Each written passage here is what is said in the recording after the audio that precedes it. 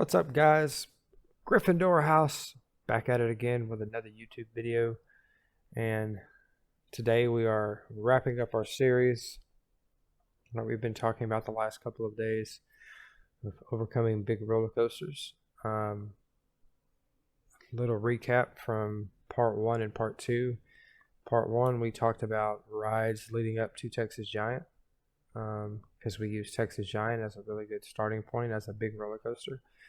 And in part two, we talked about dealing with techniques and ways to manage your anxiety during waiting and riding that ride. But today in part three, we're going to talk about the other two premier rides at the park. The only hypercoaster in Texas, Titan, and shuttle coaster, Mr. Freeze Reverse Blast. But we're going to go ahead and dig in and talk about Titan for a little bit. Titan originally came to the park in 2001. It's manufactured by Genovia. It is a steel hypercoaster, 30 riders per train, with a chain lift hill. The total height of the roller coaster is 245 feet, with a 255-foot drop, reaching top speeds of 85 miles per hour. With a track length of 5,280 feet. The degree on the drop is about 65 degrees. It can run up to 3 cars. The restraints on the ride are lap bars, lap bars at its finest. Anything over 200 feet will be considered a hypercoaster. I know they call Steel Eel at SeaWorld San Antonio a hypercoaster, but it's not. It's right around the same height as New Texas Giant. So neither one of those are considered a hypercoaster, so to speak. They are just regular roller coasters. But Titan, being 245 feet tall, is definitely a hypercoaster. Okay, a lot of things that happen when people look at this ride is they see how big it is, and they're like, nope, that's not for me. I'll ride Texas Giant, but I won't ride this one. Or then you get people that were like me that just stayed away from it because going up that lift hill for a long period of time, because 245 feet, that's way up there. So I just kind of drifted away from it for a while. And then someone else I know just doesn't like the idea of the drop. It's a 65-degree drop. So if you're worried about the drop, a 65-degree drop is a lot like getting in your car and going down a semi-steep hill. Nothing too crazy. You go about 85 miles per hour. To be honest, the ride is pretty bland.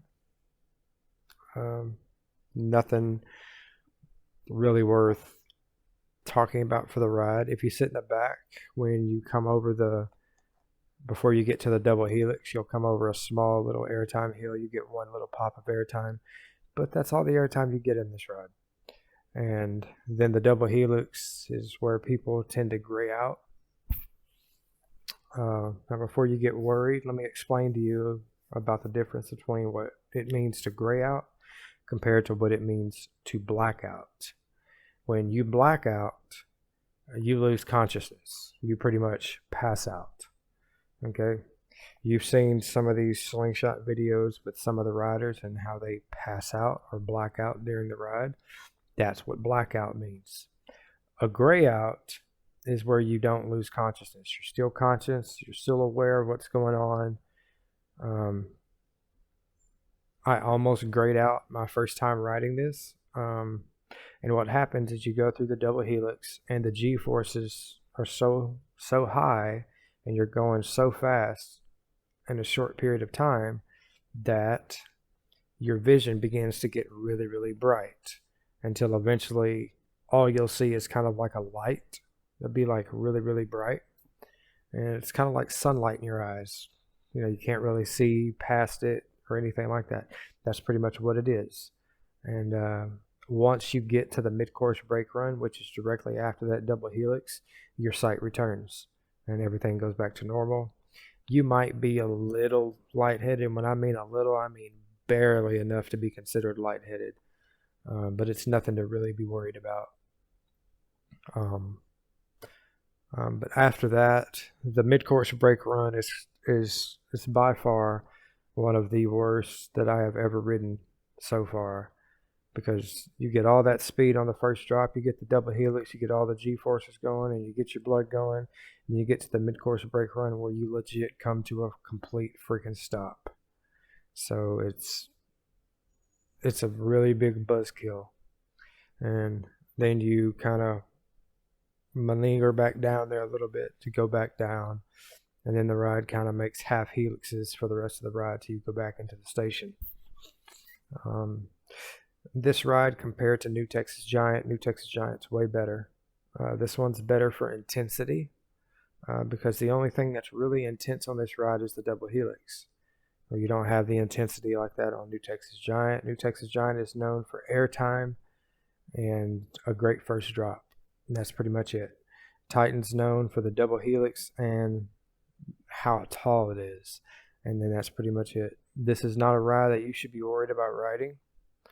I will tell you that this ride has broken down multiple times over this year. But that's not abnormal for this ride. Nobody has been seriously hurt or injured on this ride here recently that we were made aware of. So don't you worry about that. And I think the only time that the ride actually got stuck was when it failed to pass the block run. They were running 2 cars, and the first car was coming into the station, and the second car was stuck in the mid-course brake run, and that's what we like to call a block run. The train can't come into the station until that car reaches the block run. But the block motor went out, and they had to manually walk up there and trigger it to, push the train down the track to be able to finish the course. But like I said, that's been the only instance that we've actually seen this ride getting stuck or anything breaking down on the ride. A lot of the techniques for this ride that we talked about on New Texas Giant will also apply to this ride. It's a chain lift hill, so it's nothing new. We've been doing chain lift hills all day with Runaway Mountain Train, Runaway Mountain, Judge Roy Scream, Batman, Shockwave, New Texas Giant. They all have chain lift hills. So this is no different. The only difference between this one is it's a lot faster. You actually go up the lift hill a lot faster. You get to the top and you're like, oh wow, this was really fast. So remember when we're going up that lift hill to just look at the seat in front of you. Don't worry about anything that's going on around you. Just look at the seat in front of you and make it determine for yourself whether or not the rides are worth riding again. So me personally, after my first time riding, I think I rode it like 3 times in a row, back to back to back. But unlike all the other rides, if there's an open seat, they'll let you just move to that seat. But this ride you can't because of the G-forces. The G-forces are so high during that double helix that they want you to get off the ride and walk back into the queue line and back into the station. So that way you can kind of give your body a break, because the less amount of time that you have to not doing that risks the higher amount of chance that you could actually pass out.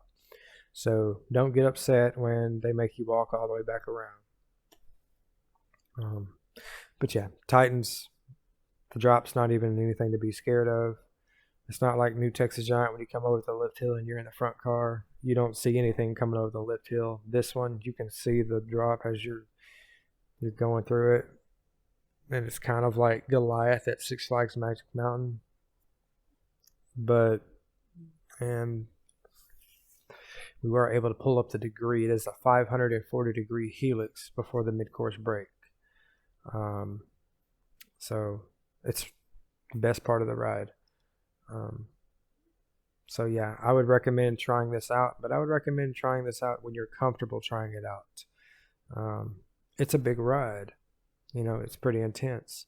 I actually ended up riding this last. I kept going to the parking for like 3 times, and then the third time I ended up riding Freeze and Titan, but I ended up riding Titan last, and I ended up riding Freeze before I rode Titan. So I rode everything like in the order that I gave you, and then I rode Texas Giant, and then the adrenaline was going, and I was excited, so I went over and made myself ride Freeze, and then the adrenaline was pumping even more. So after I rode Freeze a few times, I went and rode Titan. But when I got into the line for Titan, there was no line. It was a walk-on. So there was no changing your mind. And that's something to kind of take into consideration. But yeah, overall, it's a pretty fun ride. It's definitely not something you would find at your normal county or state fair or anything. So moving on to the final ride, and it is called Mr. Freeze Reverse Blast. Mr. Freeze Reverse Blast first opened in March 24th, 1998, Six Flags Over Texas. There are 2 different locations for this ride. One is at Six Flags Over Texas, the other is at Six Flags St. Louis. No, Mr. Freeze is not getting taken out next year at Six Flags St. Louis. I think we kind of agree that Mr. Freeze is kind of the premier ride at Six Flags St. Louis, because they don't really have a lot of good rides there. So this is kind of the premier ride there for other coaster enthusiasts. So Mr. Freeze is manufactured by Premier Rides. It is a steel shuttle launch coaster, and they use LIMs to launch. LIMs are a little old school. It's not like some of the newer launch systems where they have the little bar that comes up to the train and like the hydraulic launches. But these LIMs, and they have LIMs launch and the LIM boosters. The LIM launch is obviously at the launch of the ride, and the boosters are at the top of the lift hill when you're hitting the highest peak of the ride. The total height of the ride is 218 feet. It would be considered a hypercoaster, being that the ride is 218 feet, but being that the fact that the car does not go 218 feet, it wouldn't classify it as a hypercoaster. The drop on the ride is 194 feet. Like I said, it's a closed circuit ride, so when you go up to run the course forwards, you go up about 190 something feet, and then you just drop right back down. So you do a moment of a free fall while you're in the car. It goes up to top speeds of 70 miles per hour. The launch on the ride goes 0 to 70 in 3.8 seconds. And there's a 113 foot tall overbank turn, and there is also a 150 foot tall inverted top hat, which, coming back, that inverted top hat is probably one of my favorite parts of the ride, because you can sit there and throw your hands up over that top hat, and if you're sitting in the back car, you'll get a good significant amount of hang time during that part. So that's really, really fun. The length of the track is 1,300 feet. Not that much track. It's really consolidated into one area. As far as inversions on the ride, there are 1 track inversions and 2 rider inversions. What that means by track inversions and rider inversions is the track is set for 1 inversion. So if you're looking at the track, you only see it go upside down once. But if you're the rider, you launch backwards, you go through the top hat once, and then you're coming backwards, you go through the top hat again. So that would make it 2 rider inversions. So that's how all that works out. Mr. Freeze has lap bars. If you've ever been to Six Flags Fiesta Texas in San Antonio, They have the exact same cars, the exact same launch, and everything as Poltergeist. Poltergeist use LIM launch as well. The same cars, same kind of lap bars, fairly comfortable with the seatbelt on the bar itself. So nothing to be afraid of. I think what really got me the most is launching backwards on this ride. It was something that I just wasn't 100% comfortable with doing. So I just kind of deteriorated away from it. But the first time I rode it, I was just so nervous about it. And then I ended up riding it, and the ride legit is only about 45 seconds long. And no, that's not an understatement. That is legit about 40 seconds long. You're going 1,300 feet at 70 miles per hour. So, and well, you're going about 2,600 feet at 70 miles per hour. So that's really not that far. To mention the launch and all the elements of the ride itself. This is by far probably one of the best rides in the park. If you like high intense rides, this is probably the most intense ride in the park. Anybody that's ever watched any of my videos, anytime that I've talked about Mr. Freeze or done videos on it, this thing is awesome. Like, the ride is awesome. It's smooth. It's great. It's intense. It gets your blood going. It gets the adrenaline going. So it's definitely a top thrilling ride. You shouldn't really be nervous about it because this ride gets stuck, and the only place it gets stuck is on the ground in the tube. I've never seen or heard of this ride getting stuck up at the top or on the top hat. I have heard of these rides having a rollback. For those of you who do not know, a rollback is when the launch happens and you go over the initial first top hat, and there isn't quite enough speed to make it over the top hat, so the train kind of rolls back into the station. That's why we call it a rollback.